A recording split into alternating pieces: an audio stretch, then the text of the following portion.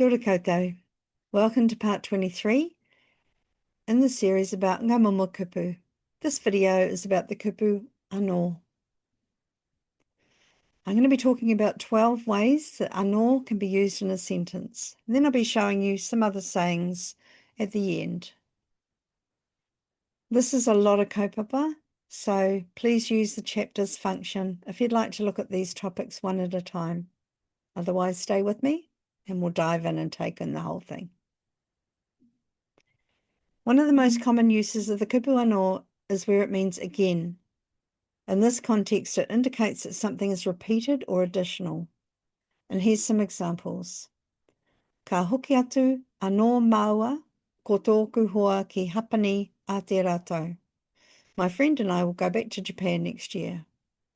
You'll notice in this example how anō follows the directional particle of atu, which is the same rule that we talked about in the video about the kupu tonu.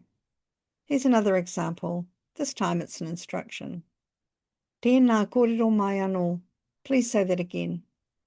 And another quick one. Me hoki mai anō koe. You should come back again. And the last example, I've used a rere hāngu to show you that when we use anō with a tūmahi hāngu, we also need to add the hāngu ending to it. Here's the example.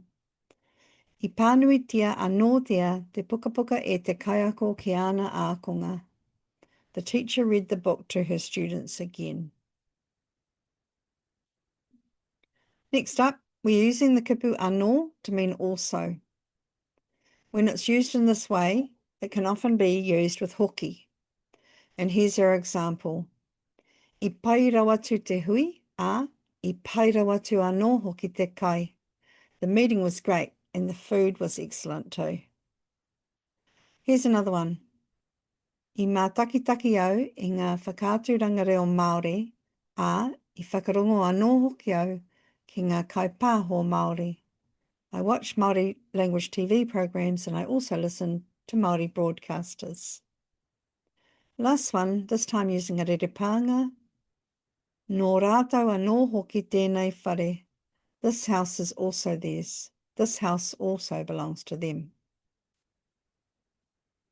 Here's another one where anō is used to mean another. In the video about rere pānga, I showed you the pātai, he kapiti mau. Would you like a cup of tea? This time we're going to add anō to ask, he kapiti anō mau? Would you like another cup of tea? Here's another one. He tauira rerenga kōrero anō tēnei. Here's another sentence example. Next up we have anō meaning different. I te kāinga, he wahangu ia, engari kia haere ki te kura me o na hoa, he tama anō. At home he's quiet, but when he's at school, he's a different boy.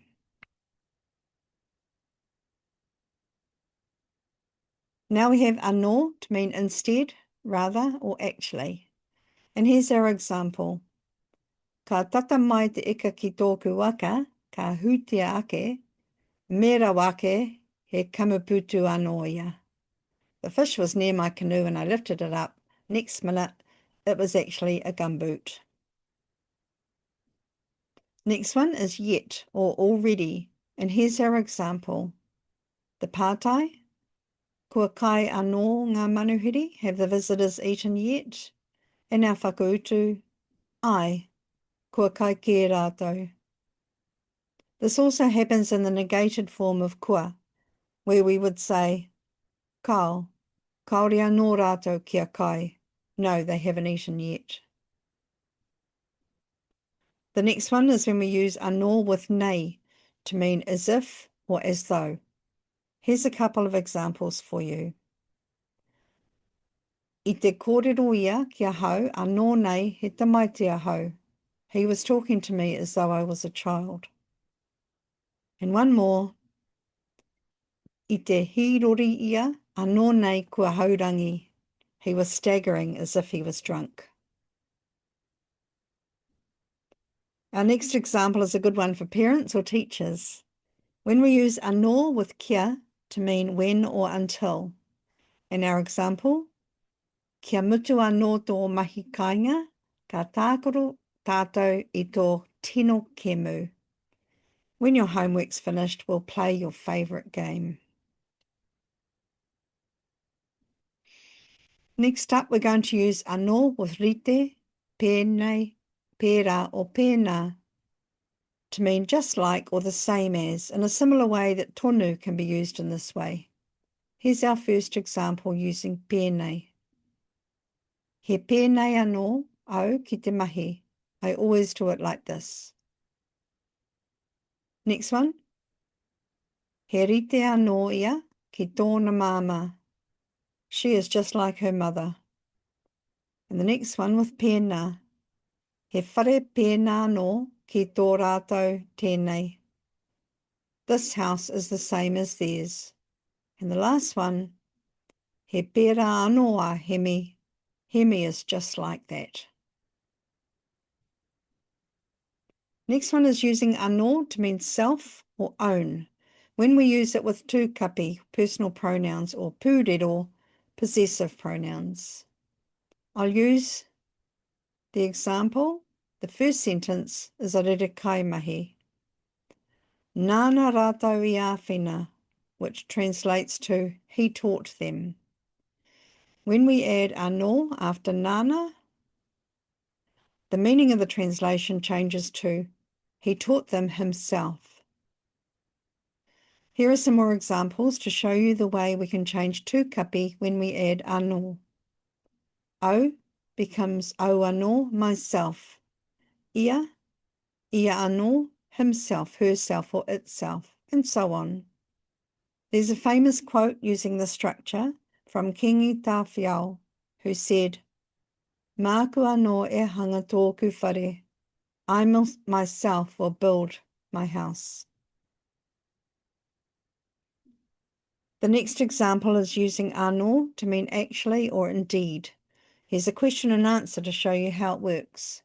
He waka tōu, do you have a car? Ai, he waka anō tōku.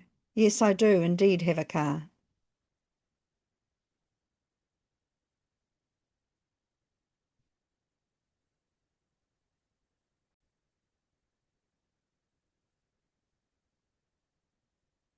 Hooroo, you made it to number 12 in the many ways to use anō in a sentence. This one is using anō to mean one and another when it's used repeated with tū ingoa. And here's the example.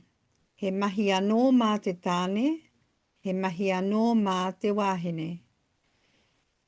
There is one task for men and another for women. I guess it makes more sense when we think about this and when we understand the roles in the context of the marae, for example.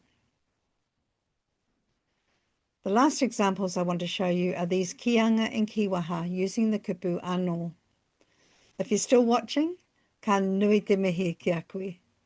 Take a screenshot if you like, but I will be making a poster and sharing it on the website.